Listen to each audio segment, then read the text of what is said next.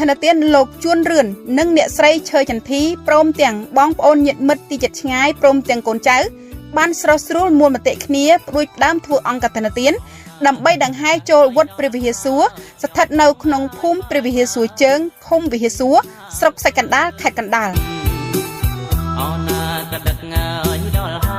នៅព្រឹកថ្ងៃសៅរ៍11កើតខែកដិកឆ្នាំម្សាញ់សព្វស័កពុទ្ធសករាជ2569ត្រូវនឹងថ្ងៃទី1ខែវិច្ឆិកាឆ្នាំ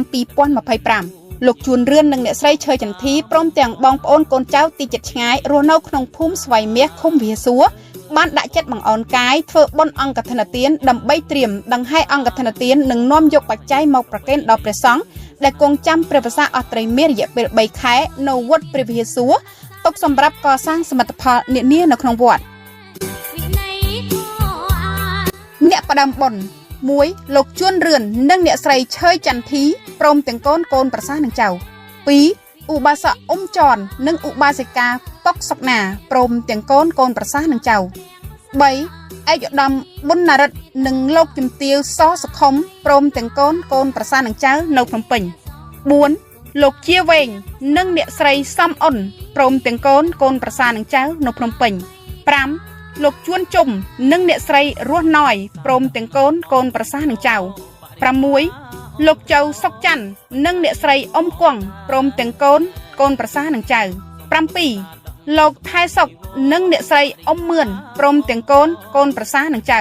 8លោកព្រឿងវីនិងអ្នកស្រីអ៊ំសាមេតព្រមទាំងកូនប្រសានឹងចៅ9លោកស្រីព្រំសារ៉ុំព្រមទាំងកូនប្រសានឹងចៅនៅភ្នំពេញ10លោកស្រីព្រំណាវីព្រមទាំងកូនប្រសានឹងចៅនៅភ្នំពេញ11លោកជាភេងនិងអ្នកស្រីឯកបុប្ផាព្រមទាំងកូនប្រសានឹងចៅនៅភ្នំពេញ12លោកស៊ូហួរនិងអ្នកស្រីឯកពេជ្រចិន្តាព្រមទាំងកូននិងចៅនៅភ្នំពេញ13ឧបាសកភឹមថុលនិងឧបាសិកាធឿនសុកាព្រមទាំងកូននិងចៅ14ឧបាសកអ៊ីវអេងនិងឧបាសិកាលេងណៃកយព្រមទាំងកូននិងចៅកម្មវិធីបុណ្យថ្ងៃសៅរ៍11កើតខែកដិកឆ្នាំម្សាញ់សព្វស័កពុទ្ធសករាជ2569ត្រូវនឹងថ្ងៃទី1ខែវិច្ឆិកាឆ្នាំ2025នៅវេលាម៉ោង 1:30 នាទីរសៀលជួបជុំបងប្អូនពុទ្ធបរិស័ទទីជិតឆ្ងាយធ្វើបទនមស្ការព្រះរតនត្រ័យសមាទានសិលនិមន្តព្រះសង្ឃចម្រើននៅព្រះបរិត្តនៅវេលាម៉ោង 3:30 នាទីរសៀលនិមន្តព្រះសង្ឃសម្ដែងនៅព្រះធម៌ទេសនានៅវេលាម៉ោង 4:30 នាទីរសៀលអញ្ជើញភ្ញៀវកិត្តិយសពិសានៅភោជនីយដ្ឋានលុះព្រឹកឡើងម៉ោង 7:00 នាទីត្រូវនឹងថ្ងៃទី2ខែវិច្ឆិកាឆ្នាំ2025ដង្ហែអង្គធនទានចូលវត្តព្រះវិហារសួរលុះដល់វេលាម៉ោង 1:00 នាទីរសៀលជួបជុំអង្គធនទានគ្រប់ទិសទីនិងដង្ហែប្រតិសិនជុំវិញព្រះវិហារ3ជុំនិងវេអង្គធនទានចំពោះព្រះសង្ឃព្រមទាំងសូត្រឧទ្ទិសមាឃផលជាកិច្ចបញ្ចប់នៃកម្មវិធីបុណ្យ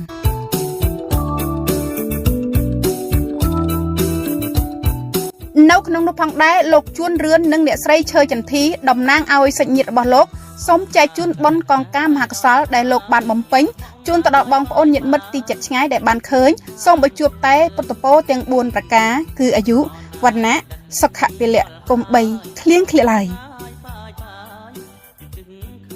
ពិធីបុណ្យកឋិនទានគឺជាបុណ្យប្រពៃណីនៃព្រះពុទ្ធសាសនាដែលសម្ដែងទុកក្នុងគម្ពីរព្រះវិន័យបិដកមហាវេធិយធាតុកឋិនកន្តកៈគឺជាបុណ្យដែលមានលក្ខណៈប្លែកពីបុណ្យដទៃ5យ៉ាង1ប្លែកនាកាលគឺជាការលិទានក្នុងមួយឆ្នាំធ្វើបានតែមួយដងរយៈពេលតែ29ថ្ងៃហើយក្នុងមួយវត្តទទួលបានកឋិនតែមួយប៉ុណ្ណោះ2ប្លែកដោយវត្ថុគឺសម្ពុតដែលជាវត្ថុកឋិននោះមានតែ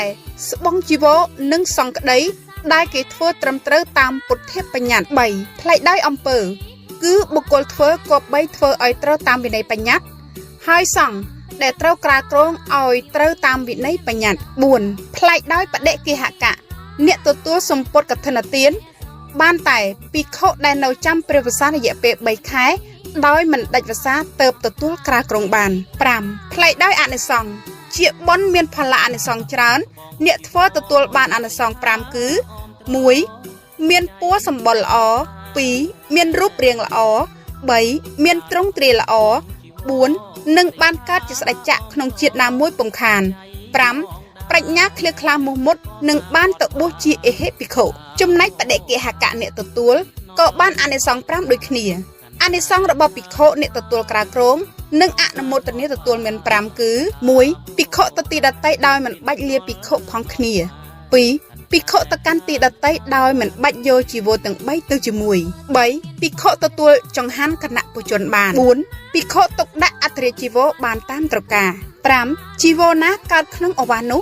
ជីវរនោះនឹងមានដល់ភិក្ខុទាំងនោះក្រៅពីនេះតាមរយៈកឋិនទានវត្តនីមួយៗក៏មានលទ្ធភាពទទួលបាននៅបរិវារកឋិនទានរួមមានសម្ភារៈថវិកាសម្រាប់ជាទីតម្កល់ទីសនាសនៈផ្សេងៗមានដូចជាព្រះវិហារកុដិឧបដ្ឋានសាលា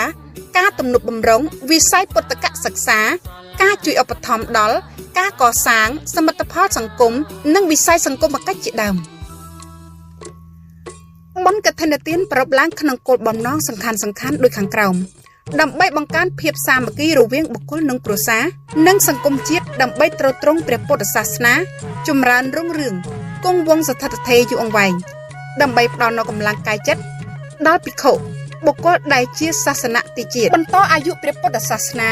ដើម្បីបានថ្វាយឧបការទំនុកបំរុងឧបត្ថម្ភព្រះភិក្ខុសាមណេរ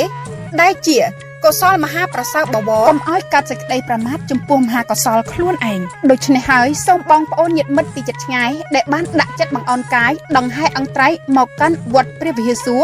សូមអនុមោទនាទទួលយកនិកផលរៀងខ្លួន